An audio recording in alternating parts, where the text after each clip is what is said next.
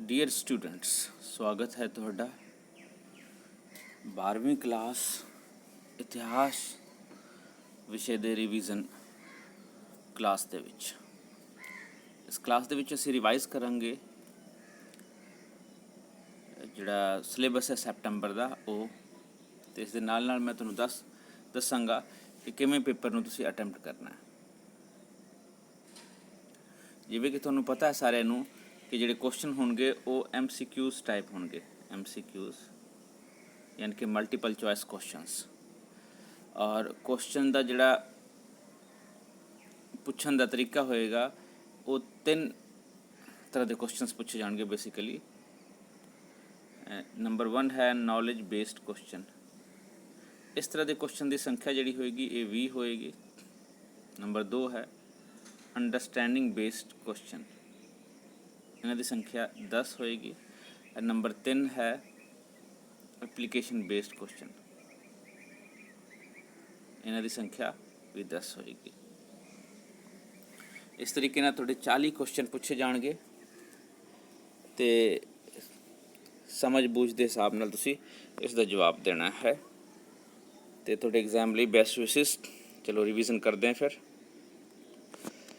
12ਵੀਂ class ਇਤਿਹਾਸ, ਅਸੀਂ ਸ਼ੁਕਰਗੁਜ਼ਾਰ ਹੈਗੇ ਹਿਸਟਰੀ ਟੀਮ ਦੀ ਜਿਨ੍ਹਾਂ ਨੇ ਇਹ ਰਿਵੀਜ਼ਨ ਲਈ ਤੁਹਾਡੇ ਲਈ MCQs ਬਣਾਇਆ। ਸਾਰੀ ਟੀਮ ਦੇ ਅਸੀਂ ਸ਼ੁਕਰਗੁਜ਼ਾਰ ਹੈਗੇ। ਤੁਸੀਂ ਨਾਮ ਦੇਖ ਸਕਦੇ ਹੋ ਉੱਥੇ ਲਿਖੇ ਹੋਏ ਨੇ। ਅਤੇ ਸ਼ੁਰੂ ਕਰਦੇ ਹਾਂ ਰਿਵੀਜ਼ਨ। ਪਹਿਲੇ ਪਾਠ ਦਾ ਹੈ ਨੌਲੇਜ ਬੇਸਡ ਕੁਐਸਚਨ ਦੇ ਸੈਗਮੈਂਟ 'ਚੋਂ ਪੁੱਛਿਆ ਗਿਆ ਕੁਐਸਚਨ ਹੈ ਔਰ ਪਾਠ ਦਾ ਨਾਮ ਹੈ ਪੰਜਾਬ ਦੀਆਂ ਭੂਗੋਲਿਕ ਵਿਸ਼ੇਸ਼ਤਾਵਾਂ। ਭੂਗੋਲ ਯਾਨੀ ਕਿ ਜਿਓਗ੍ਰਾਫੀ ਔਰ ਭੂਗੋਲਿਕ ਵਿਸ਼ੇਸ਼ਤਾਵਾਂ ਕੀ ਹੈ। ਅਤੇ ਪਹਿਲਾ ਪ੍ਰਸ਼ਨ ਹੈ ਪੰਜਾਬ ਸ਼ਬਦ ਕਿਹੜੀ ਭਾਸ਼ਾ ਦੇ ਸ਼ਬਦ ਪੰਜ ਆਬ ਤੋਂ ਬਣਿਆ ਹੈ। ਅਤੇ ਇਹ ਫਾਰਸੀ ਭਾਸ਼ਾ ਦੇ ਸ਼ਬਦ ਤੋਂ ਬਣਿਆ ਹੈ। ਪੰਜ ਦਾ ਮਤਲਬ ਹੁੰਦਾ 5 ਯਾਨੀ ਕਿ 5 ਐਂਡ ਆਬ ਦਾ ਮਤਲਬ ਹੁੰਦਾ ਪਾਣੀ ਯਾਨੀ ਕਿ ਵਾਟਰ। ਅਤੇ ਪਰਸ਼ੀਅਨ ਸ਼ਬਦ ਹੈ ਅਤੇ ਪੰਜ ਆਬ ਯਾਨੀ ਕਿ 5 ਦਰਿਆਵਾਂ ਦੀ ਧਰਤੀ ਫਾਰਸੀ ਤੋਂ ਲਿਆ ਗਿਆ। ਅਗਲਾ ਪ੍ਰਸ਼ਨ ਹੈ ਪੰਜਾਬ ਦੀਆਂ ਭੂਗੋਲਿਕ ਵਿਸ਼ੇਸ਼ਤਾਵਾਂ ਨੇ ਇਸ ਦੇ ਇਤਿਹਾਸ 'ਤੇ ਡੂੰਘਾ ਪ੍ਰਭਾਵ ਪਾਇਆ ਹੈ। ਸਹੀ ਜਾਂ ਗਲਤ? ਬਿਲਕੁਲ ਸਹੀ।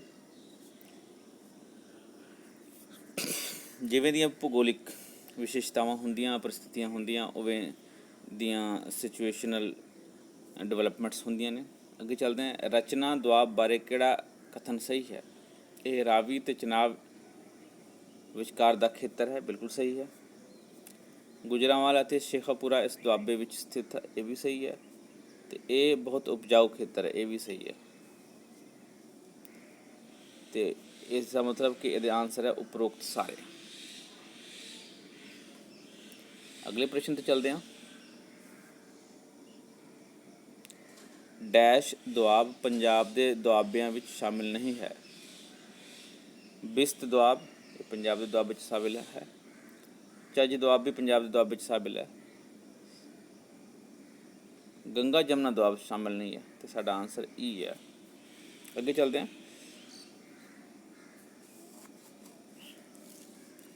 ਹਿਮਾਲਿਆ ਪਰਬਤ ਪੱਛਮ ਵੱਲੋਂ ਆਉਣ ਵਾਲੀਆਂ ਠੰਡੀਆਂ ਹਵਾਵਾਂ ਨੂੰ ਰੋਕ ਕੇ ਪੰਜਾਬ ਨੂੰ ਠੰਡ ਤੋਂ ਬਚਾਉਂਦਾ ਹੈ।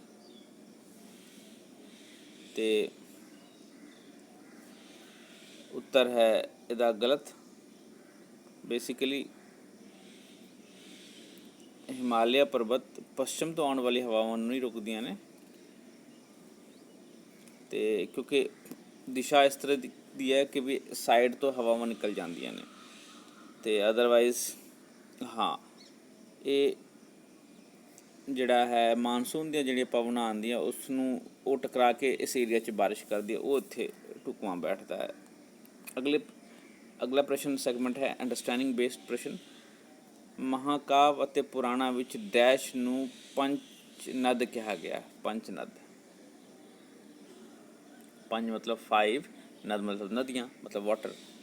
ਪੰਚ ਨਦ ਕਿਸ ਨੂੰ ਕਿਹਾ ਗਿਆ? ਪੰਜਾਬ ਨੂੰ ਕਿਹਾ ਗਿਆ। ਪੰਚ ਨਦੀਆਂ ਜਿੱਦਾਂ ਕਿ ਪੰਜ ਆਬ ਪੰਜਾਬ ਫਾਰਸੀ 'ਚ ਕਿਹਾ ਗਿਆ, ਉਵੇਂ ਮਹਾਕਾਵਾਂ ਤੇ ਪੁਰਾਣਾਂ ਵਿੱਚ ਇਸ ਨੂੰ ਪੰਜ ਨਦ ਕਿਹਾ ਗਿਆ, ਪੰਜ ਨਦੀਆਂ ਦਰਿਆ। ਤੇ ਇਸ ਨੂੰ ਪੈਂਟੋਪੋਟਾਮੀਆ ਵੀ ਕਿਹਾ ਗਿਆ ਹੈ ਕਈ ਕਿਤਾਬਾਂ 'ਚ। ਪੈਂਟੋ ਮਤਲਬ ਪੰਜ, ਪਾਣੀ ਦਰਿਆ। ਜਿਵੇਂ ਕਿ ਮੈਸੋਪੋਟਾਮੀਆ ਇੱਕ ਸੱਭਿਅਤਾ ਹੋਇਆ, ਤੁਸੀਂ ਪੜ੍ਹਿਆ ਹੋਏਗਾ ਜਾਂ ਪੜ੍ਹੋਗੇ ਤੁਸੀਂ ਇਤਿਹਾਸ ਵਿੱਚ। ਇਹ ਸੁਮੇਰੀਅਨ ਨੇ ਪੰਜਾਬ ਨੂੰ ਨਾਂ ਦਿੱਤਾ ਸੀਗਾ। ਅੱਗੇ ਚੱਲਦੇ ਹਾਂ। 1911 ਈਸਵੀ ਵਿੱਚ ਕਿਸ ਖੇਤਰ ਨੂੰ ਪੰਜਾਬ ਤੋਂ ਵੱਖ ਕਰਕੇ ਭਾਰਤ ਦੀ ਰਾਜਧਾਨੀ ਬਣਾਇਆ ਗਿਆ ਸੀ? ਦਿੱਲੀ ਨੂੰ। ਦਿੱਲੀ 1911 ਦੇ ਵਿੱਚ ਅੰਗਰੇਜ਼ਾਂ ਨੇ ਇਸ ਨੂੰ ਬਣਾਇਆ ਸੀਗਾ। ਇਸ ਤੋਂ ਪਹਿਲਾਂ ਇਹ ਜਿਹੜਾ ਸੀ ਕਲਕੱਤਾ ਸੀ ਰਾਜਧਾਨੀ। ਅੱਗੇ ਹੈ, ਪੰਜਾਬ ਨੂੰ ਭਾਰਤ ਦਾ ਪ੍ਰਵੇਸ਼ ਦੁਆਰ ਕਿਹਾ ਜਾਂਦਾ ਹੈ ਕਿਉਂਕਿ ਪ੍ਰਾਚੀਨ ਕਾਲ ਤੋਂ ਹੀ ਵਿਦੇਸ਼ੀ ਹਮਲਾਵਰ ਪੰਜਾਬ ਦੇ ਰਸਤੇ ਭਾਰਤ ਵਿੱਚ ਪ੍ਰਵੇਸ਼ ਕਰਦੇ ਰਹੇ ਹਨ। ਬਿਲਕੁਲ ਸਹੀ ਹੈ।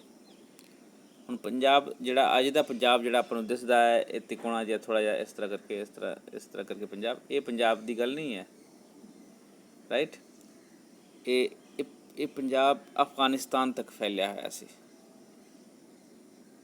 ਉੱਥੇ ਸਿੰਧ ਦਰਿਆ ਤੱਕ। ਅਤੇ ਤੁਸੀਂ ਸਮਝ ਸਕਦੇ ਹੋ ਕਿ ਕਿੱਡਾ ਵੱਡਾ ਪੰਜਾਬ ਹੋਏਗਾ, ਇਸ ਲਈ ਇਹ ਸਹੀ ਹੈ। ਅੱਗੇ ਜ਼ੁਲਮਾਂ ਦੇ ਦੌਰ ਵਿੱਚ ਸਿੱਖਾਂ ਨੇ ਡੈਸ਼ ਵਿੱਚ ਸ਼ਰਨ ਲਈ ਅਤੇ ਗੁਰੀਲਾ ਯੁੱਧ ਪ੍ਰਣਾਲੀ ਦੁਆਰਾ ਦੁਸ਼ਮਣਾਂ ਦਾ ਟਾਕਰਾ ਕੀਤਾ। ਅਤੇ ਡੈਸ਼ ਦੀ ਜਗ੍ਹਾ ਕਿੱਥੇ? ਜੰਗਲਾਂ 'ਚ, ਪਹਾੜਾਂ 'ਚ, ਰੇਗਿਸਤਾਨਾਂ 'ਚ, ਆਲਮੋਸਟ ਹਰ ਜਗ੍ਹਾ 'ਤੇ। ਪਰ ਜੇ ਇਹਨਾਂ ਵਿੱਚੋਂ ਕੋਈ ਇੱਕ ਆਪਸ਼ਨ ਤੁਹਾਨੂੰ ਕਰਨਾ ਹੋਏਗਾ ਤਾਂ ਫਿਰ ਤੁਸੀਂ ਜੰਗਲਾਂ 'ਚ ਕਰ ਸਕਦੇ ਹੋ, ਅਤੇ ਅਦਰਵਾਈਜ਼ ਇਹ ਸਾਰੇ ਆਪਸ਼ਨ ਹੈ ਹਰ ਜਗ੍ਹਾ ਸ਼ਰਨ ਲਈ, ਗੁਰੀਲਾ ਵਾਰਫੇਅਰ ਲਈ। ਗੁਰੀਲਾ ਵਾਰਫੇਅਰ ਕੀ ਹੁੰਦਾ? ਛੁਪ ਕੇ ਹਮਲਾ ਕਰਨਾ, ਯਾਨੀ ਕਿ ਤੁਸੀਂ ਛੁਪੇ ਹੋ, ਉੱਧਰੋਂ ਜਿਹੜੀ ਸੈਨਾਵਾਂ ਜਾ ਰਹੀ ਹੈ ਉਸ 'ਤੇ ਅਚਾਨਕ ਹਮਲਾ ਕਰ ਦੇਣਾ, ਉਸ ਨੂੰ ਗੁਰੀਲਾ ਵਾਰਫੇਅਰ ਕਿਹਾ ਜਾਂਦਾ ਹੈ। ਅੱਗੇ ਚੱਲਦੇ ਹਾਂ। ਪੰਜਾਬ ਦੀ ਭੂਗੋਲਿਕ ਸਥਿਤੀ ਕਾਰਨ ਹੀ ਅੰਗਰੇਜ਼ਾਂ ਨੇ ਇਸ ਨੂੰ ਸਭ ਤੋਂ ਅਖੀਰ ਵਿੱਚ ਆਪਣੇ ਸਾਮਰਾਜ ਵਿੱਚ ਸ਼ਾਮਿਲ ਕੀਤਾ। ਬਿਲਕੁਲ ਸਹੀ ਹੈ। ਉਸ ਤੋਂ ਬਾਅਦ ਅਫਗਾਨਿਸਤਾਨ ਹੀ ਸ਼ੁਰੂ ਹੋ ਜਾਂਦਾ ਸੀ ਔਰ ਦੂਸਰਾ ਖੇਤਰ, ਔਰ ਇੱਧਰ ਹਿਮਾਲਿਆ। ਅਤੇ ਇਸ ਵਜ੍ਹਾ ਨਾਲ ਅੱਗੇ ਹੇਠ ਲਿਖਿਆਂ ਵਿੱਚੋਂ, ਇਹ ਐਪਲੀਕੇਸ਼ਨ ਬੇਸਡ ਕੁਐਸਚਨ ਹੈ, ਹੇਠ ਲਿਖਿਆਂ ਵਿੱਚੋਂ ਭਾਰਤੀ ਪੰਜਾਬ ਦਾ ਕਿਹੜਾ ਖੇਤਰ ਸਭ ਤੋਂ ਵੱਡਾ ਹੈ? ਮਾਝਾ, ਜਿਸ ਦੇ ਵਿੱਚ ਕਿ ਬਿਆਸ ਤੋਂ ਉੱਧਰਲੇ ਜਗ੍ਹਾ ਆਉਂਦੇ ਨੇ। ਅੱਜ ਦੀ ਪੰਜਾਬ ਦੀ ਗੱਲ ਕਰਦੇ ਹਾਂ ਤਾਂ ਇਹ ਆ ਜਾਏਗਾ ਫਿਰ ਤੁਹਾਡਾ ਅੰਮ੍ਰਿਤਸਰ, ਤਰਨਤਾਰਨ, ਗੁਰਦਾਸਪੁਰ ਦੇ ਏਰੀਆ। ਫਿਰ ਮਾਲਵਾ ਜਿਹੜਾ ਲੁਧਿਆਣਾ ਤੋਂ ਅੱਗੇ, ਯਾਨੀ ਕਿ ਸਤਲੁਜ ਤੋਂ ਅੱਗੇ ਜਾ ਕੇ ਸਾਰਾ ਜਿਹੜਾ ਹੈ ਉੱਧਰ ਰਾਜਸਥਾਨ ਤੱਕ, ਹਰਿਆਣੇ ਤੱਕ, ਉਹ ਅਤੇ ਦੁਆਬਾ, ਅਤੇ ਸਾਰੇ ਬਰਾਬਰ ਨਹੀਂ, ਇਸ ਤਰ੍ਹਾਂ ਨਹੀਂ ਹੈ। ਸਭ ਤੋਂ ਵੱਡਾ ਖੇਤਰ ਮਾਲਵਾ ਦੇ ਕੋਲ। ਅੱਗੇ ਚੱਲਦੇ ਹਾਂ। ਕਿਹੜਾ ਸ਼ਹਿਰ ਬਿਸਤ ਦੁਆਬ ਵਿੱਚ ਆਉਂਦਾ ਹੈ? ਬਿਸਤ ਦੁਆਬ, ਬਿਆਸ ਅਤੇ ਸਤਲੁਜ।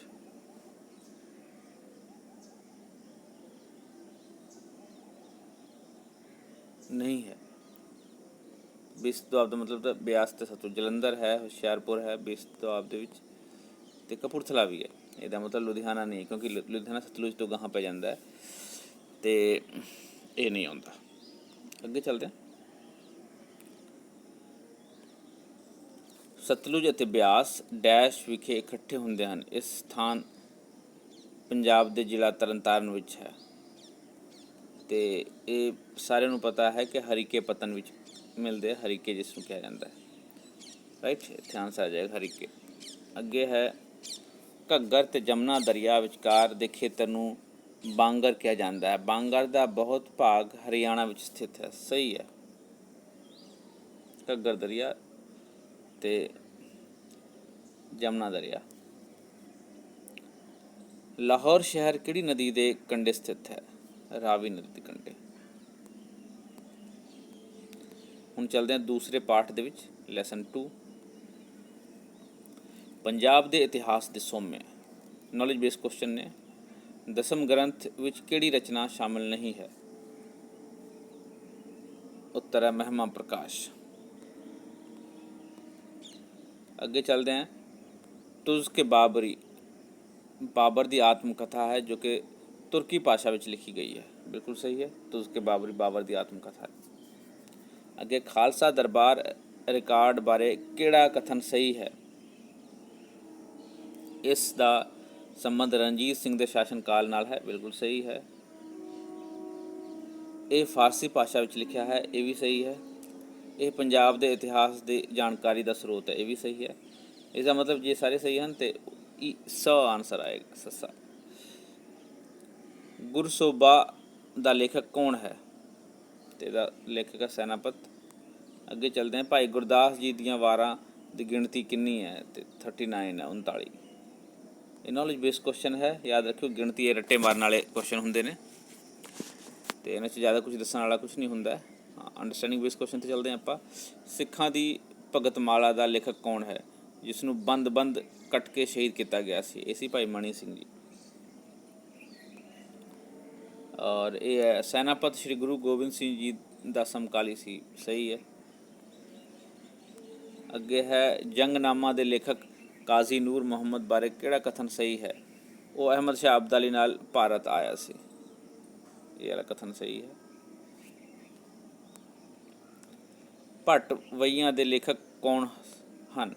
ਭੱਟ ਹੁੰਦੇ ਸੀਗੇ, ਉਹ ਆਪਣੇ ਵਈਆਂ 'ਚ ਇਤਿਹਾਸ ਦਾ ਵਰਣਨ ਲਿਖਦੇ ਸੀਗੇ, ਉਸ ਵੇਲੇ ਦੀ ਸਿਚੁਏਸ਼ਨ ਨੂੰ ਲਿਖਦੇ ਸੀਗੇ। ਤੇ ਵਹੀ ਮਤਲਬ ਵਹੀ ਖਾਤੇ ਜਿਹੜੇ ਹੁੰਦੇ ਆ ਅੱਗੇ ਜਿੱਥੇ ਡਿਟੇਲ ਲਿਖਿਆ ਜਾਂਦਾ ਕਿਸੇ ਬਾਰੇ।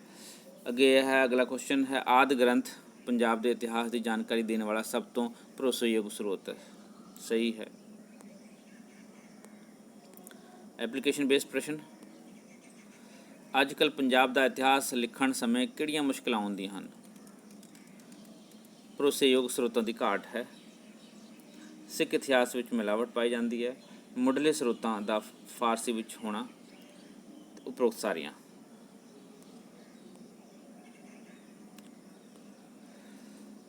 ਪਰਚੀਆਂ ਦੀ ਰਚਨਾ ਭਾਈ ਸੇਵਾਦਾਸ ਨੇ ਤਖਤ ਸ੍ਰੀ ਹਜ਼ੂਰ ਸਾਹਿਬ ਵਿਖੇ ਕੀਤੀ, ਜੋ ਭਾਰਤ ਦੇ ਡੈਸ਼ ਪ੍ਰਾਂਤ ਵਿੱਚ ਹੈ। ਔਰ ਹਜ਼ੂਰ ਸਾਹਿਬ ਹੈ ਮਹਾਰਾਸ਼ਟਰ 'ਚ, ਸਾਰਿਆਂ ਨੂੰ ਪਤਾ ਆਪਾਂ ਨੂੰ। ਆਧੁਨਿਕ ਸਮੇਂ ਵਿੱਚ ਸਿੱਖ ਸੰਗਤ ਦੇ ਨਾਮ ਹੁਕਮਨਾਮੇ ਸ਼੍ਰੀ ਅਕਾਲ ਤਖਤ ਸਾਹਿਬ ਤੋਂ ਜਾਰੀ ਹੁੰਦੇ ਹਨ, ਬਿਲਕੁਲ ਸਹੀ ਹੈ। ਅਕਾਲ ਤਖਤ ਸਾਹਿਬ ਤੋਂ ਹੀ ਸਾਰੇ ਹੁਕਮਨਾਮੇ ਜਾਰੀ ਹੁੰਦੇ ਹਨ। ਅੱਗੇ ਹੈ, ਇਹਨਾਂ ਵਿੱਚ ਕਿਹੜਾ ਪੰਜਾਬ ਦੇ ਇਤਿਹਾਸ ਦੀ ਜਾਣਕਾਰੀ ਦਿੰਦਾ ਹੈ? ਹਰਿਮੰਦਰ ਸਾਹਿਬ, ਯੈਸ। ਬੰਦਾ ਬਹਾਦਰ ਦੇ ਸਿੱਕੇ, ਯੈਸ। 22 ਮੰਜੀਦਾਰਾਂ ਦੇ ਚਿੱਤਰ ਅਤੇ ਨਾਮ ਗੋਇੰਦਵਾਲ ਸਾਹਿਬ 'ਚ, ਉਹ ਯੈਸ। ਇਹਦਾ ਮਤਲਬ ਸਾਰੇ। ਖਾਦਾ ਪੀਤਾ ਲਾਏ ਦਾ ਬਾਕੀ ਅਹਿਮਦ ਸ਼ਾਹ ਦਾ ਕਹਾਵਤ ਇਤਿਹਾਸ ਤੱਥਾਂ ਦੀ ਜਾਣਕਾਰੀ ਦਿੰਦਾ ਹੈ, ਬਿਲਕੁਲ ਸਹੀ। ਕਿ ਅਹਿਮਦ ਸ਼ਾਹ ਦੇ ਇੰਨੇ ਹਮਲੇ ਹੁੰਦੇ ਸੀਗੇ ਕਿ ਇਹ ਕਹਾਵਤ ਪੈ ਗਈ ਕਿ ਖਾਦਾ ਪੀਤਾ ਲਾਏ ਦਾ ਅਤੇ ਬਾਕੀ ਅਹਿਮਦ ਸ਼ਾਹ ਦਾ, ਯਾਨੀ ਕਿ ਜੋ ਖਾ ਪੀ ਲਿਆ ਉਹੀ ਹੈ ਸਾਡੇ ਫਾਇਦੇ ਦਾ, ਬਾਕੀ ਜਿਹੜਾ ਤਾਂ ਉਹਨੇ ਤਾਂ ਅਹਿਮਦ ਸ਼ਾਹ ਨੇ ਲੁੱਟ ਹੀ ਲੈ ਜਾਣਾ। ਇਸ ਲਈ ਇਸ ਤਰ੍ਹਾਂ ਦੀ ਕਹਾਵਤ ਹੈ। ਇਹ ਇਤਿਹਾਸ 'ਤੇ ਵੀ ਚਾਨਣਾ ਪਾਉਂਦੇ ਨੇ।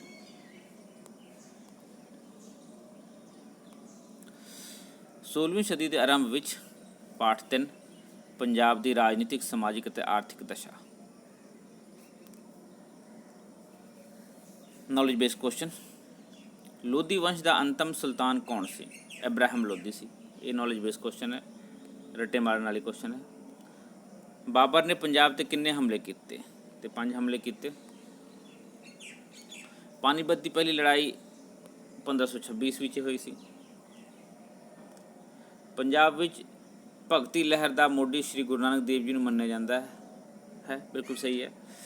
ਔਰ ਡੈਸ਼ 16ਵੀਂ ਸਦੀ ਦੇ ਸ਼ੁਰੂ ਵਿੱਚ ਪੰਜਾਬ ਦੇ ਜੋਗੀਆਂ ਦੇ ਮੁੱਖ ਸ਼ਾਖਾ ਸੀ ਨਾਥ ਪੰਥੀ। ਸੁੰਨੀ ਉਲਮਾ ਸੂਫੀ ਇਹ ਮੁਸਲਮਾਨਾਂ ਨਾਲ ਸੰਬੰਧਿਤ ਹੈ। ਅੱਗੇ ਹੈ ਅੰਡਰਸਟੈਂਡਿੰਗ, 16ਵੀਂ ਸਦੀ ਦੇ ਸ਼ੁਰੂ ਵਿੱਚ ਪੰਜਾਬ ਵਿੱਚ ਅਰਾਜਕਤਾ ਦਾ ਮੁੱਖ ਕਾਰਨ ਕੀ ਸੀ? 16ਵੀਂ ਸਦੀ ਦੇ ਆਰੰਭ ਦੇ ਵਿੱਚ ਬੇਸਿਕਲੀ ਪੰਜਾਬ ਵਿੱਚ ਸਾਜ਼ਿਸ਼ਾਂ ਅਤੇ ਵਿਦਰੋਹਾਂ ਦਾ ਮਾਹੌਲ ਸੀ, ਇਸ ਕਰਕੇ ਅਰਾਜਕਤਾ ਦਾ ਮਾਹੌਲ ਸੀ। ਅੱਗੇ ਹੈ, ਸ਼੍ਰੀ ਗੁਰੂ ਨਾਨਕ ਦੇਵ ਜੀ ਨੇ ਆਪਣੇ ਕਿਸ ਸਮਕਾਲੀ ਸ਼ਾਸਕ ਦੇ ਪੰਜਾਬ 'ਤੇ ਹਮਲੇ ਨੂੰ ਪਾਪ ਦੀ ਜੰਜ ਕਿਹਾ ਸੀ? ਬਾਬਰ ਦੇ।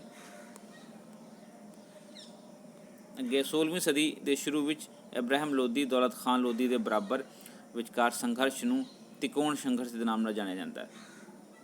ਇਬਰਾਹਿਮ ਲੋਧੀ, ਦੌਲਤ ਖਾਨ ਲੋਧੀ ਤੇ ਬਾਬਰ, ਇਹ ਤਿੰਨਾਂ ਦਾ ਤਿਕੋਣ ਸੀ। ਰਾਈਟ, ਸਹੀ ਆ। ਉਲਮਾ ਡੈਸ਼ ਧਰਮ ਦੇ ਧਾਰਮਿਕ ਨੇਤਾ ਸਨ ਜਿਨ੍ਹਾਂ ਦਾ ਮੱਧਕਾਲੀਨ ਭਾਰਤ ਦੇ ਸ਼ਾਸਕਾਂ 'ਤੇ ਬਹੁਤ ਪ੍ਰਭਾਵ ਸੀ। ਬਿਲਕੁਲ ਸਹੀ ਹੈ। ਇਹ ਉਲਮਾ ਡੈਸ਼ ਧਰਮ, ਇੱਥੇ ਇਸਲਾਮ ਆ ਜਾਏਗਾ, ਇਸਲਾਮ ਧਰਮ ਦਾ। ਉਲਮਾ ਜਿਸ ਨੂੰ ਆਲਿਮ ਕਿਹਾ ਜਾਂਦਾ, ਜਿਹੜੇ ਪੜ੍ਹੇ ਲਿਖੇ ਲੋਕ ਹੁੰਦੇ ਧਾਰਮਿਕ ਪੱਖੋਂ ਇਸਲਾਮ ਧਰਮ ਦੇ ਵਿੱਚ ਹੁੰਦੇ ਨੇ।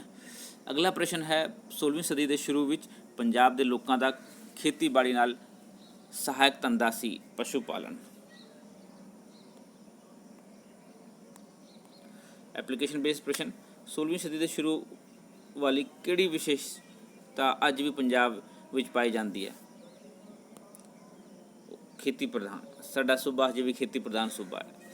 ਪੰਜਾਬ ਦੇ ਜ਼ਿਲ੍ਹਾ ਕਪੂਰਥਲਾ ਦਾ ਨਗਰ ਡੈਸ਼ 16ਵੀਂ ਸਦੀ ਦੇ ਸ਼ੁਰੂ ਵਿੱਚ ਇਸਲਾਮੀ ਸਿੱਖਿਆ ਦਾ ਮਹੱਤਵਪੂਰਨ ਕੇਂਦਰ ਸੀ, ਸੁਲਤਾਨਪੁਰ ਲੋਧੀ। ਅੱਗੇ ਹੈ ਆਧੁਨਿਕ ਭਾਰਤ ਵਿੱਚ ਕਿਹੜੀਆਂ ਕੁਪ੍ਰਥਾਵਾਂ ਨੂੰ ਕਾਨੂੰਨ ਵਿਰੋਧੀ ਮੰਨਿਆ ਜਾਂਦਾ ਹੈ ਜਿਨ੍ਹਾਂ ਤੋਂ 16ਵੀਂ ਸਦੀ ਦੇ ਸ਼ੁਰੂ ਵਿੱਚ ਔਰਤਾਂ ਪੀੜਿਤ ਸਨ? ਬਾਲ ਵਿਵਾਹ, ਇਹ ਵੀ ਸਹੀ ਹੈ। ਕੰਨਿਆ ਹੱਤਿਆ, ਇਹ ਵੀ ਸਹੀ ਹੈ। ਸਤੀ ਪ੍ਰਥਾ, ਇਹ ਵੀ ਸਹੀ ਹੈ। ਤੇ ਉਪਰੋਕਤ ਸਾਰੇ, ਇਹਦਾ ਆਨਸਰ ਹੋਏਗਾ। ਅਗਲਾ ਪ੍ਰਸ਼ਨ ਹੈ ਸਿਕੰਦਰ ਲੋਧੀ ਦਾ ਵਸਾਇਆ ਨਗਰ ਆਗਰਾ ਅੱਜ ਕੱਲ੍ਹ ਭਾਰਤ ਦੇ ਉੱਤਰ ਪ੍ਰਦੇਸ਼ ਪ੍ਰਾਂਤ ਵਿੱਚ ਸਥਿਤ ਹੈ। ਸਹੀ ਹੈ। ਅਹਿਮਦਾਬਾਦ ਵਿਖੇ ਸਥਿਤ ਗੁਰਦੁਆਰਾ ਚੱਕੀ ਸਾਹਿਬ ਉਹ ਸਥਾਨ ਹੈ ਜਿੱਥੇ ਬਾਬਰ ਦੀ ਫੌਜ ਨੇ ਸੈਯਦਪੁਰ ਵਿਖੇ ਆਮ ਲੋਕਾਂ ਦੇ ਨਾਲ ਗੁਰੂ ਨਾਨਕ ਦੇਵ ਜੀ ਨੂੰ ਵੀ ਬੰਦੀ ਬਣਾਇਆ ਸੀ। ਬਿਲਕੁਲ ਸਹੀ ਹੈ। ਅਹਿਮਦਾਬਾਦ ਵਿਖੇ।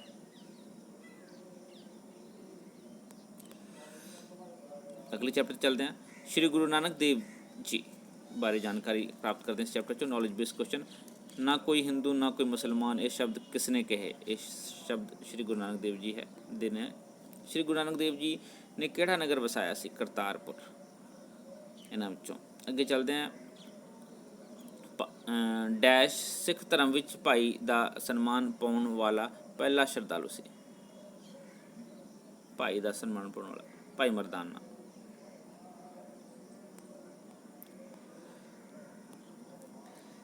ਨੂਰ ਸ਼ਾਹੀ ਜਾਦੂਗਰਨੀ ਨੂੰ ਸ਼੍ਰੀ ਗੁਰੂ ਨਾਨਕ ਦੇਵ ਜੀ ਪਹਿਲੀ ਉਦਾਸੀ ਸਮੇਂ ਕਾਮਰੂਪ ਵਿੱਚ ਮਿਲੇ। ਸਹੀ ਹੈ।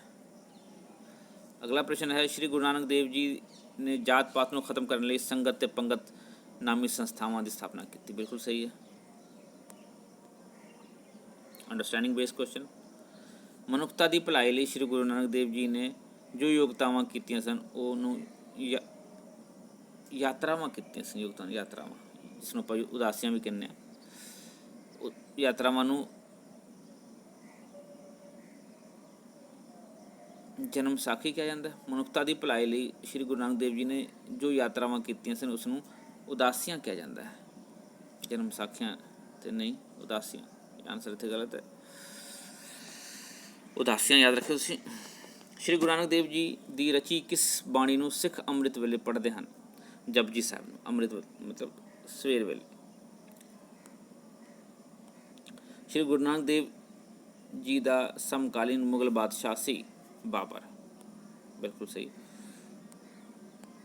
ਸ਼੍ਰੀ ਗੁਰੂ ਨਾਨਕ ਦੇਵ ਜੀ ਨੇ ਲਾਹੌਰ ਵਿਖੇ ਸੂਰਜ ਗ੍ਰਹਿਣ ਸਮੇਂ ਇਕੱਠੇ ਹੋ ਕੇ ਲੋਕਾਂ ਨੂੰ ਵਹਿਮ ਭਰਮ ਛੱਡ ਕੇ ਇੱਕ ਈਸ਼ਵਰ ਦੀ ਭਗਤੀ ਕਰਨ ਦੀ ਸਿੱਖਿਆ ਦਿੱਤੀ ਸੀ। ਬਿਲਕੁਲ ਸਹੀ ਹੈ। ਸ਼੍ਰੀ ਗੁਰੂ ਨਾਨਕ ਦੇਵ ਜੀ ਦੀ ਜੈਨ ਮੁਨੀਆਂ ਨਾਲ ਮੁਲਾਕਾਤ ਕਿੱਥੇ ਹੋਈ? ਮਾਊਂਟ ਆਬੂ 'ਚ। ਮਾਊਂਟ ਆਬੂ ਜੋ ਕਿ ਰਾਜਸਥਾਨ ਵਿੱਚ ਸਥਿਤ ਹੈ।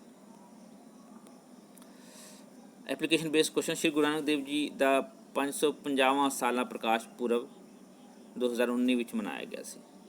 ਰੀਸੈਂਟਲੀ ਮਨਾਇਆ ਗਿਆ ਸੀ, ਤੁਹਾਨੂੰ ਯਾਦ ਹੋਏਗਾ। ਸ਼੍ਰੀ ਗੁਰੂ ਨਾਨਕ ਦੇਵ ਜੀ ਵੱਲੋਂ ਆਧੁਨਿਕ ਉੜੀਸਾ ਦੇ ਜਗਨਨਾਥਪੁਰੀ ਵਿਖੇ ਆਰਤੀ ਦਾ ਉਚਾਰਨ ਕੀਤਾ ਸੀ। ਬਿਲਕੁਲ ਸਹੀ ਹੈ। ਅਗਲਾ ਪ੍ਰਸ਼ਨ ਹੈ ਜਿਸ ਥਾਂ ਸ਼੍ਰੀ ਗੁਰੂ ਨਾਨਕ ਦੇਵ ਜੀ ਨੇ ਗੋਰਖ ਪੰਥੀ ਜੋਗੀਆਂ ਨੂੰ ਉਪਦੇਸ਼ ਦਿੱਤਾ ਉਸ ਥਾਂ ਨੂੰ ਅੱਜ ਕੱਲ੍ਹ ਕਿਸ ਨਾਮ ਨਾਲ ਜਾਣਿਆ ਜਾਂਦਾ ਹੈ? ਨਾਨਕ ਮੱਤਾ। ਯਾਦ ਰੱਖੋ। ਹਸਨ ਅਬਦਾਲ ਵਿਖੇ ਵਲੀ ਕੰਧਾਰੀ ਨੇ ਸ਼੍ਰੀ ਗੁਰੂ ਨਾਨਕ ਦੇਵ ਜੀ ਤੇ ਭਾਰੀ ਪੱਥਰ ਸੁੱਟਿਆ ਸੀ। ਇਸ ਸਥਾਨ ਨੂੰ ਅੱਜ ਕੱਲ੍ਹ ਕੀ ਕਿਹਾ ਜਾਂਦਾ ਹੈ? ਇਸ ਸਥਾਨ ਨੂੰ ਪੰਜਾ ਸਾਹਿਬ ਕਿਹਾ ਜਾਂਦਾ ਹੈ। ਅੱਗੇ ਚੱਲਦੇ ਹਾਂ। ਬਗਦਾਦ ਵਿੱਚ ਸ਼ੇਖ ਬਹਿਲੋਲ ਵੱਲੋਂ ਸ਼੍ਰੀ ਗੁਰੂ ਨਾਨਕ ਦੇਵ ਜੀ ਨੂੰ ਸਨਮਾਨ ਵਜੋਂ ਜੋ ਚਿੰਨ੍ਹ ਭੇਂਟ ਕੀਤਾ ਗਿਆ ਸੀ ਉਹ ਅੱਜ ਕੱਲ੍ਹ ਡੇਰਾ ਬਾਬਾ ਨਾਨਕ ਵਿਖੇ ਸੁਰੱਖਿਅਤ ਰੱਖਿਆ ਹੋਇਆ। ਬਿਲਕੁਲ ਸਹੀ ਹੈ। ਚੱਲਦੇ ਹਾਂ ਅਗਲੇ ਪ੍ਰਸ਼ਨ 'ਤੇ। ਗੁਰੂ ਅੰਗਦ ਦੇਵ ਜੀ, ਗੁਰੂ ਅਮਰਦਾਸ ਜੀ ਅਤੇ ਗੁਰੂ ਰਾਮਦਾਸ ਜੀ ਦੇ ਅਧੀਨ ਸਿੱਖ ਧਰਮ ਦਾ ਵਿਕਾਸ, ਇਹ ਚੈਪਟਰ ਹੈ ਆਪਣਾ। ਸ਼੍ਰੀ ਗੁਰੂ ਅੰਗਦ ਦੇਵ ਜੀ ਦੀ ਮੁਲਾਕਾਤ ਕਿਸ ਮੁਗਲ ਬਾਦਸ਼ਾਹ ਨਾਲ ਹੋਈ ਸੀ? ਹੁਮਾਯੂੰ। ਸਿੱਖ ਇਤਿਹਾਸ ਵਿੱਚ ਕਿਸ ਨੂੰ ਗੁਰੂ ਪੁੱਤਰੀ, ਗੁਰੂ ਪਤਨੀ ਅਤੇ ਗੁਰੂ ਮਾਤਾ ਹੋਣ ਦਾ ਮਾਣ ਪ੍ਰਾਪਤ ਹੈ? ਤੇ ਇਹ ਹੈ ਬੀਬੀ ਭਾਨੀ ਨੂੰ। ਤੇ ਤੀਸਰਾ ਪ੍ਰਸ਼ਨ ਹੈ, ਗੁਰੂ ਅੰਗਦ ਦੇਵ ਜੀ ਦਾ ਮੁੱਢਲਾ ਨਾਮ ਭਾਈ ਲਹਿਣਾ ਜੀ ਸੀ। ਬਿਲਕੁਲ ਸਹੀ ਹੈ।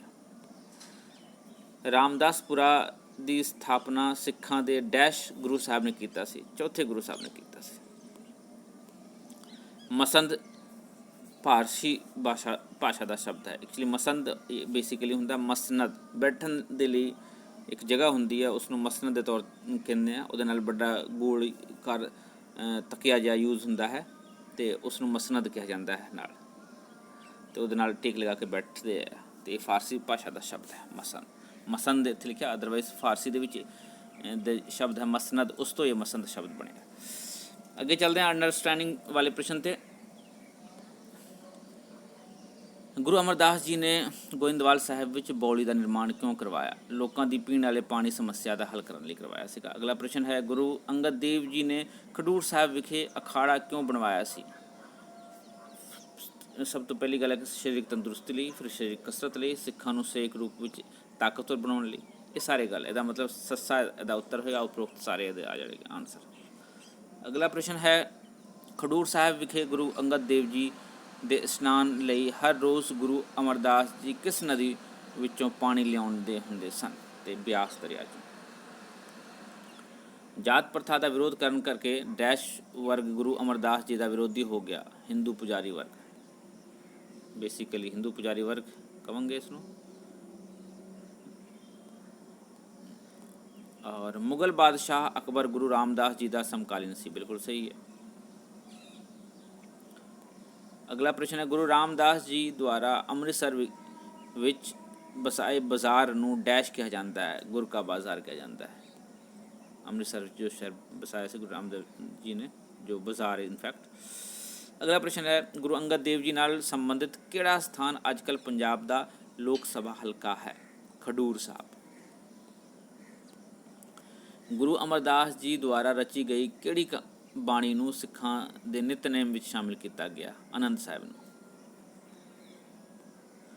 ਅੱਜ ਵੀ ਮਾਤਾ ਪਿਤਾ ਦੀ ਪਹਿਲੀ ਸੰਤਾਨ ਨੂੰ ਜੇਠਾ ਕਿਹਾ ਜਾਂਦਾ ਹੈ। ਗੁਰੂ ਰਾਮਦਾਸ ਜੀ ਦਾ ਮੁੱਢਲਾ ਨਾਮ ਵੀ ਭਾਈ ਜੇਠਾ ਜੀ ਸੀ। ਜੇਠਾ ਮਤਲਬ ਵੱਡਾ, ਸਭ ਤੋਂ ਵੱਡਾ ਪੁੱਤਰ ਜਿਹੜਾ ਹੁੰਦਾ ਉਸਨੂੰ ਜੇਠਾ ਕਹਿੰਦੇ ਨੇ।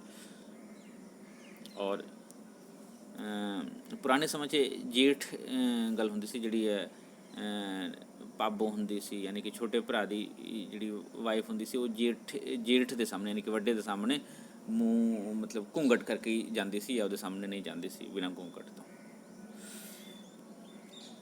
ਕਹਿੰਦੇ ਉਹ ਜੇਠ ਹੈ ਜੀ ਮੇਰਾ, ਰਾਈਟ। ਅਤੇ ਜੇਠਾ ਵੱਡਾ ਹੁੰਦਾ, ਯਾਦ ਰੱਖਿਓ। ਗੁਰੂ ਅੰਗਦ ਦੇਵ ਜੀ ਦਾ ਜਨਮ ਸਥਾਨ ਮੱਤੇ ਦੀ ਸਰਾਏ ਆਧੁਨਿਕ ਪੰਜਾਬ ਦੇ ਜ਼ਿਲ੍ਹਾ ਡੈਸ਼ ਵਿੱਚ ਸਥਿਤ ਹੈ? ਮੁਕਤਸਰ ਵਿੱਚ ਹੈ ਮੱਤੇ ਦੀ ਸਰਾਏ। ਅਗਲੇ ਪਾਠ 'ਤੇ ਚਲਦੇ ਹਾਂ। ਸ਼੍ਰੀ ਗੁਰੂ ਅਰਜਨ ਦੇਵ ਜੀ। ਸ਼੍ਰੀ ਗੁਰੂ ਅਰਜਨ ਦੇਵ ਜੀ ਨੇ ਕਿਸ ਬਾਣੀ ਦੀ ਰਚਨਾ ਕੀਤੀ? ਸੁਖਮਣੀ ਸਾਹਿਬ ਦੀ। ਅੱਗੇ ਚੱਲਦੇ, ਹਰਿਮੰਦਰ ਸਾਹਿਬ ਦਾ ਪਹਿਲਾ ਗ੍ਰੰਥੀ ਬਾਬਾ ਬੁੱਢਾ ਜੀ ਨੂੰ ਨਿਯੁਕਤ ਕੀਤਾ ਗਿਆ ਸੀ? ਬਿਲਕੁਲ ਸਹੀ ਹੈ। ਮਿਹਰਬਾਨ ਬਾਰੇ ਕਿਹੜਾ ਕਥਨ ਸਹੀ ਹੈ? ਪ੍ਰਿਥੀ ਚੰਦ ਦਾ ਪੁੱਤਰ ਸੀ ਮਿਹਰਬਾਨ। ਅੱਗੇ, ਇਹਨਾਂ ਵਿੱਚੋਂ ਕਿਹੜਾ ਸ਼੍ਰੀ ਗੁਰੂ ਅਰਜਨ ਦੇਵ ਜੀ ਦੀ ਸ਼ਹੀਦੀ ਲਈ ਜ਼ਿੰਮੇਵਾਰ ਸੀ?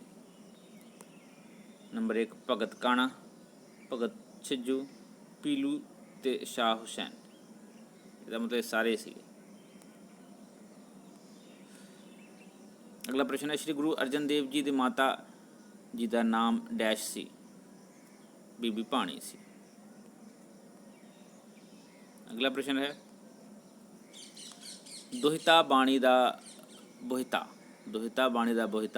ਸ਼ਬਦ ਸ਼੍ਰੀ ਗੁਰੂ ਅਰਜਨ ਦੇਵ ਜੀ ਨੇ ਕਿਸ ਬਾਰੇ ਕਹੇ ਸਨ? ਸ਼੍ਰੀ ਗੁਰੂ ਅਮਰਦਾਸ ਜੀ ਬਾਰੇ।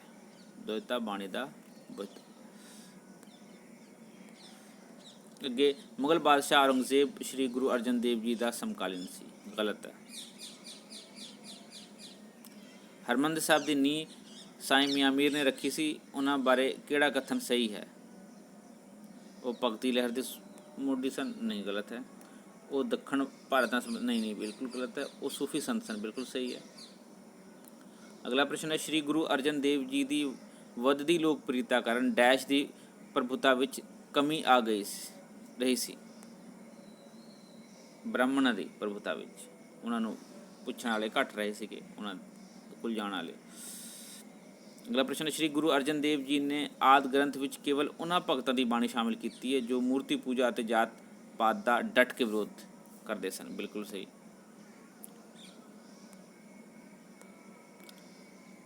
एप्लीकेशन बेस्ड क्वेश्चन है, श्री गुरु अर्जन देव जी द्वारा वसाया नगर श्री हरगोबिंदपुर किस जिले में स्थित है? गुरदासपुर विच है।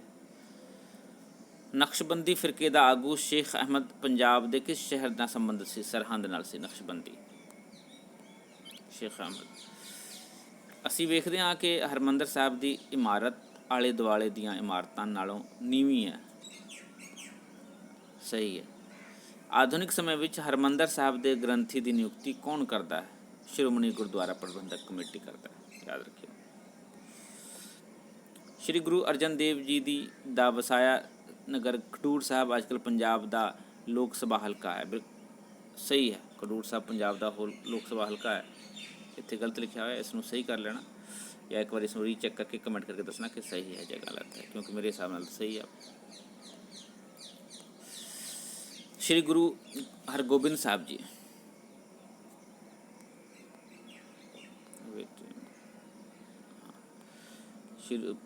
श्री गुरु हरगोबिंद साहब जी माता कौड़ा कौन सी?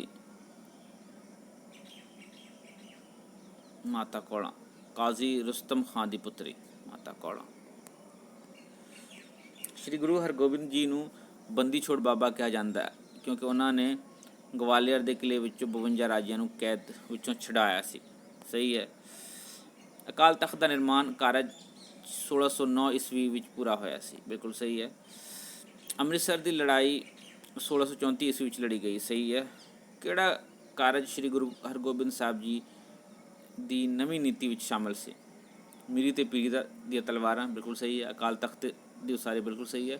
ਸ਼ਾਹੀ ਠਾਠ ਬਾਠ ਨਾ ਰਹਿਣਾ, ਬਿਲਕੁਲ ਸਹੀ ਹੈ। ਇਹਦਾ ਮਤਲਬ ਸਾਰੇ ਇਹਦਾ ਆਨਸਰ ਹੈ ਉਪਰੋਕਤ ਸਾਰੇ। ਅੰਡਰਸਟੈਂਡਿੰਗ ਬੇਸਡ ਕੁਐਸਚਨ, ਕਿਹੜਾ ਮੁਗਲ ਸ਼ਾਸਕ ਸ਼੍ਰੀ ਗੁਰੂ ਹਰਗੋਬਿੰਦ ਸਾਹਿਬ ਜੀ ਦਾ ਸਮਕਾਲੀ ਨਹੀਂ ਸੀ? ਹਰਗੋਬਿੰਦ ਸਾਹਿਬ ਦਾ ਬਾਬਰ ਨਹੀਂ ਸੀ।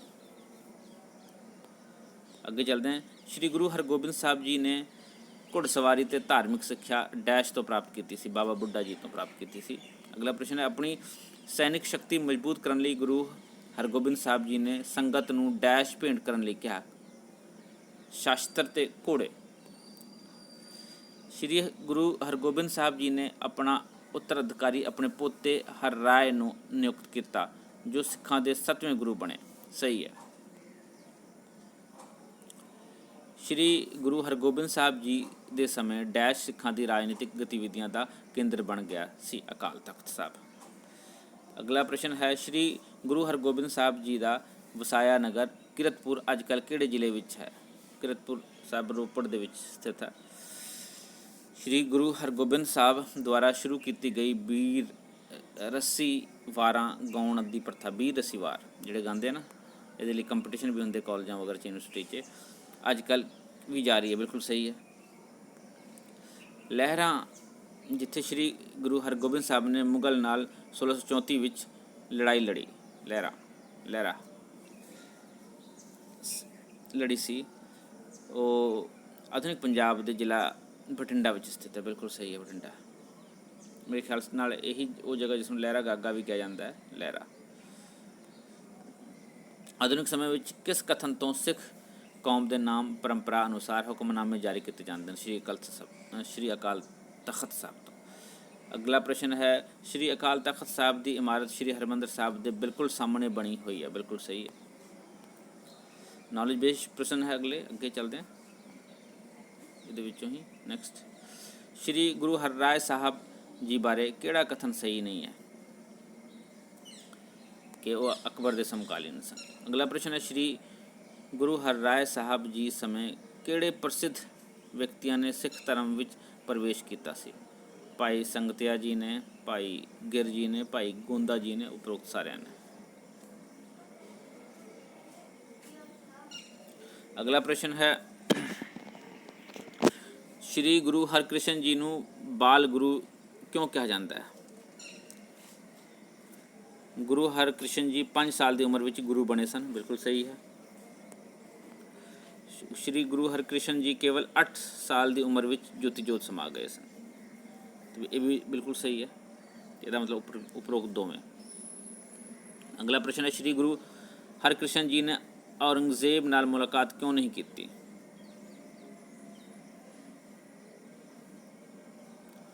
ਉੱਤਰ ਹੈ, ਗੁਰੂ ਹਰਿਰਾਏ ਜੀ ਦੇ ਹੁਕਮ ਸੀ ਕਿ ਔਰੰਗਜ਼ੇਬ ਨੂੰ ਦਰਸ਼ਨ ਨਹੀਂ ਦੇਣੇ।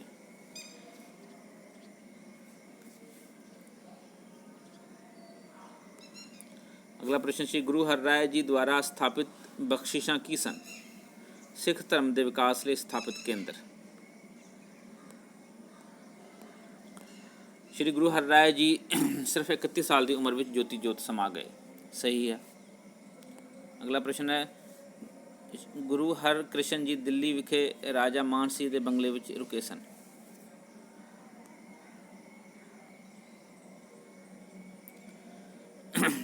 ਇਹ ਆਨਸਰ ਸਹੀ ਹੈ ਜਾਂ ਗਲਤ ਹੈ, ਤੁਸੀਂ ਕਮੈਂਟ ਕਰਕੇ ਕਮੈਂਟ ਬਾਕਸ 'ਚ ਦੱਸਣਾ। ਗੁਰੂ ਹਰਿਰਾਏ ਜੀ ਅਤੇ ਗੁਰੂ ਹਰਗੋਬਿੰਦ ਜੀ ਵਿਚਕਾਰ ਡੈਸ਼ ਦਾ ਰਿਸ਼ਤਾ ਸੀ। ਗੁਰੂ ਹਰਿਰਾਏ ਜੀ ਤੇ ਗੁਰੂ ਹਰਗੋਬਿੰਦ ਵਿੱਚ ਦਾਦਾ ਪੋਤਾ ਦਾ ਰਿਸ਼ਤਾ ਸੀ। ਸ਼੍ਰੀ ਗੁਰੂ ਹਰਿਰਾਏ ਸਾਹਿਬ ਜੀ ਦੇ ਆਸ਼ੀਰਵਾਦ ਸਦਕਾ ਫੂਲ ਵੰਸ਼ ਦੇ ਸ਼ਾਸਕਾਂ ਨੇ ਕਿਹੜੇ ਆਧੁਨਿਕ ਨਗਰ ਵਸਾਏ?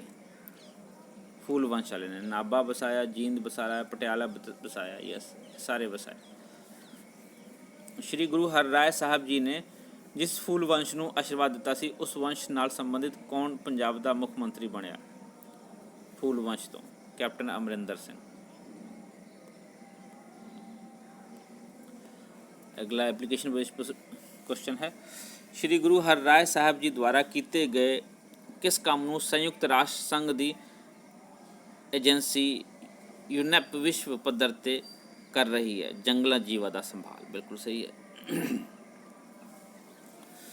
ਜਦੋਂ ਸ਼੍ਰੀ ਗੁਰੂ ਹਰਿਕ੍ਰਿਸ਼ਨ ਜੀ ਦਿੱਲੀ ਗਏ ਤਾਂ ਉਸ ਸਮੇਂ ਦਿੱਲੀ ਵਿੱਚ ਕਿਹੜਾ ਮਹਾਂਮਾਰੀ ਦਾ ਪ੍ਰਕੋਪ ਫੈਲਿਆ ਹੋਇਆ ਸੀ?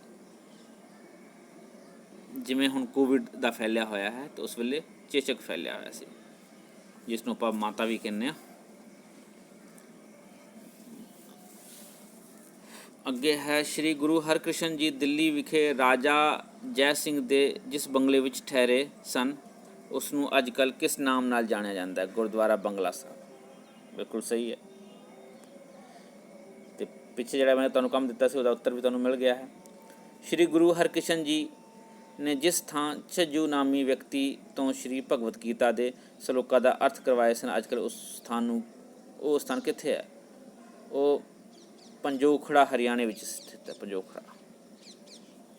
ਅੱਗੇ ਚੱਲਦੇ ਹਾਂ। ਰਾਮ ਰਾਏ ਨੇ ਔਰੰਗਜ਼ੇਬ ਦੇ ਦਰਬਾਰ ਵਿੱਚ ਜਿਸ ਬਾਣੀ ਦੇ ਸ਼ਬਦ ਨੂੰ ਬਦਲਿਆ ਸੀ, ਉਸ ਕਿਹੜੀ ਹੈ ਅਤੇ ਕਦੋਂ ਪੜ੍ਹੀ ਜਾਂਦੀ ਹੈ? ਆਸਾ ਦੀ ਵਾਰ ਹੈ, ਅੰਮ੍ਰਿਤ ਵੇਲੇ ਪੜ੍ਹੀ ਜਾਂਦੀ ਹੈ। ਸ਼੍ਰੀ ਗੁਰੂ ਤੇਗ ਬਹਾਦਰ ਸਾਹਿਬ। ਸ਼੍ਰੀ ਗੁਰੂ ਤੇਗ ਬਹਾਦਰ ਜੀ ਦੇ ਪਿਤਾ ਜੀ ਦਾ ਨਾਮ ਸ਼੍ਰੀ ਗੁਰੂ ਹਰਗੋਬਿੰਦ ਜੀ ਸੀ। ਬਿਲਕੁਲ ਸਹੀ ਹੈ। ਸ਼੍ਰੀ ਗੁਰੂ ਤੇਗ ਬਹਾਦਰ ਜੀ ਨੇ ਕਿਸ ਤੋਂ ਸਿੱਖਿਆ ਪ੍ਰਾਪਤ ਕੀਤੀ ਸੀ?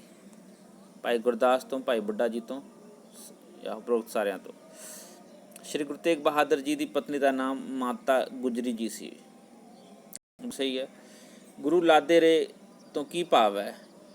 ਇਸ ਦਾ ਮਤਲਬ ਹੁੰਦਾ ਹੈ ਕਿ ਗੁਰੂ ਲੱਭ ਗਿਆ, ਸੱਚਾ ਗੁਰੂ ਲੱਭ ਗਿਆ। ਅੱਗੇ, ਸ਼੍ਰੀ ਗੁਰੂ ਤੇਗ ਬਹਾਦਰ ਜੀ ਉੱਤੇ ਡੈਸ਼ ਨੇ ਗੋਲੀ ਚਲਾਈ ਸੀ? ਉਹਨਾਂ ਨੇ ਮੋਢੇ 'ਤੇ ਲੱਗੀ ਸੀ। ਸ਼ੀਹਾਂ ਮਸੰਦ ਨੇ।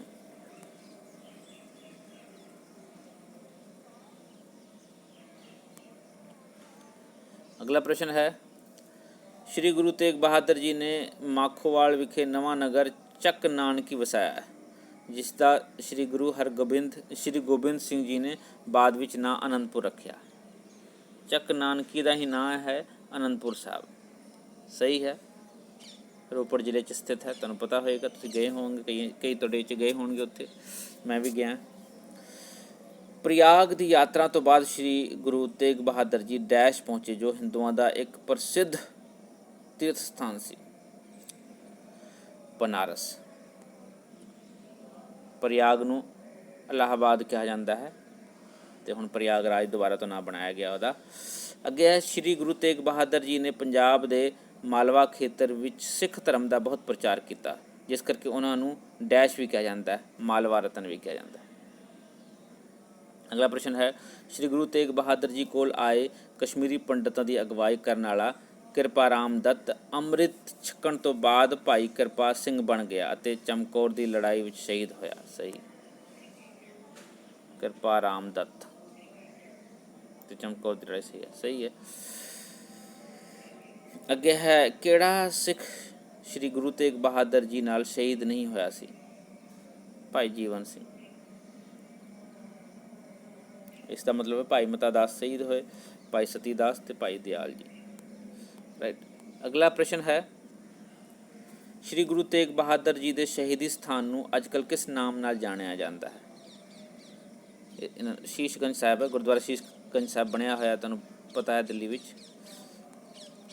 ਅਗਲਾ ਪ੍ਰਸ਼ਨ ਹੈ, ਸ਼੍ਰੀ ਗੁਰੂ ਤੇਗ ਬਹਾਦਰ ਜੀ ਨਾਲ ਸੰਬੰਧਿਤ ਕਿਹੜਾ ਸਥਾਨ ਆਧੁਨਿਕ ਹਰਿਆਣਾ ਪ੍ਰਾਂਤ ਵਿੱਚ ਹੈ? ਇਹ ਧਮਦਾਨ। ਸ਼੍ਰੀ ਗੁਰੂ ਤੇਗ ਬਹਾਦਰ ਜੀ ਦਾ 400 ਸਾਲਾ ਪ੍ਰਕਾਸ਼ ਪੁਰਬ ਡੈਸ਼ ਵਿੱਚ ਮਨਾਇਆ ਜਾ ਰਿਹਾ ਹੈ? 2020 ਵਿੱਚ ਮਨਾਇਆ ਗਿਆ। ਜਿਸ ਥਾਂ ਭਾਈ ਲੱਖੀ ਸ਼ਾਹ ਬਣਜਾਰਾ ਨੇ ਸ਼੍ਰੀ ਗੁਰੂ ਤੇਗ ਬਹਾਦਰ ਜੀ ਦੇ ਧੜ ਦਾ ਸੰਸਕਾਰ ਕੀਤਾ ਸੀ, ਉਸ ਥਾਂ ਅੱਜ ਕੱਲ੍ਹ ਗੁਰਦੁਆਰਾ ਰਕਾਬਗੰਜ ਸਾਹਿਬ ਹੈ। ਸਹੀ ਹੈ, ਗੁਰਦੁਆਰਾ ਰਕਾਬਗੰਜ ਸਾਹਿਬ। ਸ਼੍ਰੀ ਗੁਰੂ ਤੇਗ ਬਹਾਦਰ ਜੀ ਨਾਲ ਸੰਬੰਧਿਤ ਸਥਾਨ ਸੈਫਾਬਾਦ ਦਾ ਆਧੁਨਿਕ ਨਾਮ ਬਹਾਦਰਗੜ੍ਹ ਹੈ। ਸੈਫਾਬਾਦ ਦਾ, ਇਹ ਪਟਿਆਲਾ ਦੇ ਨੇੜੇ ਹੈ। ਸੈਫਾਬਾਦ, ਬਹਾਦਰਗੜ੍ਹ, ਸਹੀ ਹੈ।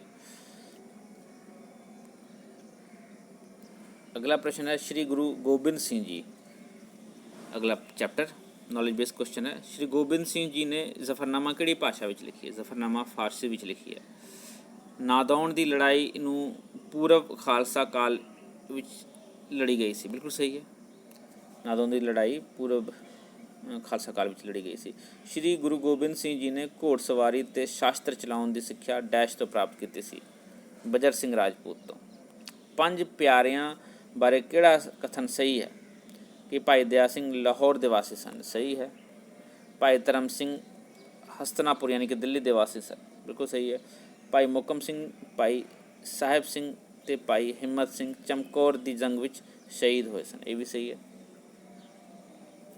ਤੇ ਇਹਦਾ ਮਤਲਬ ਉਪਰੋਕਤ ਸਾਰੇ ਸਹੀ ਹੈ। ਅੱਗੇ ਹੈ, ਸ਼੍ਰੀ ਗੁਰੂ ਗੋਬਿੰਦ ਸਿੰਘ ਜੀ ਨੇ ਮਸੰਦ ਪ੍ਰਥਾ ਦਾ ਅੰਤ ਕਰ ਦਿੱਤਾ ਕਿਉਂਕਿ ਮਸੰਦ ਬੜੇ ਸਵਾਰਥੀ ਅਤੇ ਭ੍ਰਸ਼ਟ ਹੋ ਗਏ ਸਨ? ਬਿਲਕੁਲ ਸਹੀ। ਅਗਲਾ ਪ੍ਰਸ਼ਨ ਹੈ, ਸ਼੍ਰੀ ਗੁਰੂ ਗੋਬਿੰਦ ਸਿੰਘ ਜੀ ਦੀ ਰਚਨਾ ਜ਼ਫਰਨਾਮਾ ਕਿਹੜੇ ਗ੍ਰੰਥ ਵਿੱਚ ਦਰਜ ਹੈ? ਤੇ ਜ਼ਫਰਨਾਮਾ ਦਸਮ ਗ੍ਰੰਥ 'ਚ ਦਰਜ ਹੈ।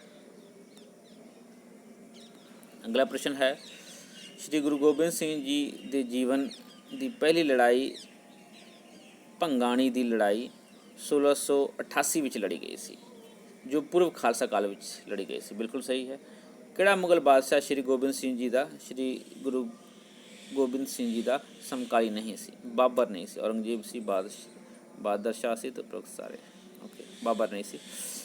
ਸ਼੍ਰੀ ਗੁਰੂ ਗੋਬਿੰਦ ਸਿੰਘ ਜੀ ਨੇ ਪੰਜ ਪਿਆਰਿਆਂ ਨੂੰ ਅੰਮ੍ਰਿਤ ਛਕਾ ਕੇ ਫਿਰ ਉਹਨਾਂ ਤੋਂ ਆਪ ਅੰਮ੍ਰਿਤ ਛਕੇ, ਜਿਸ ਕਰਕੇ ਉਹਨਾਂ ਨੂੰ ਡੈਸ਼ ਕਿਹਾ ਜਾਂਦਾ ਹੈ, ਆਪੇ ਗੁਰਚੇਲਾ ਕਿਹਾ ਜਾਂਦਾ ਹੈ।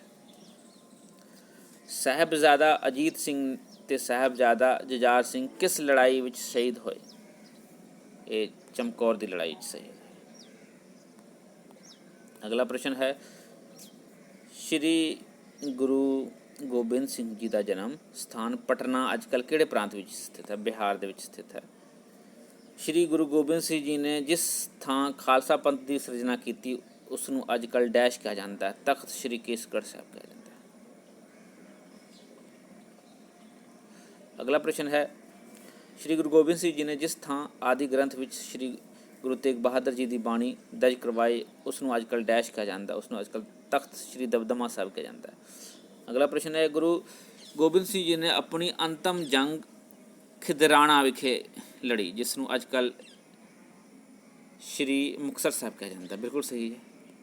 ਔਰ ਨੈਕਸਟ ਪ੍ਰਸ਼ਨ ਹੈ, ਛੋਟੇ ਸਾਹਿਬਜ਼ਾਦਿਆਂ ਤੇ ਮਾਤਾ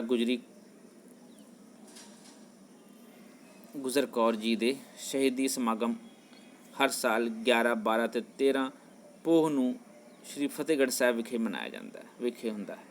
ਬਿਲਕੁਲ ਸਹੀ ਹੈ। ਇਹ ਸਨ ਇੰਪੋਰਟੈਂਟ ਪ੍ਰਸ਼ਨ ਤੁਹਾਡੇ ਸੈਪਟੈਂਬਰ ਟੈਸਟ ਲਈ।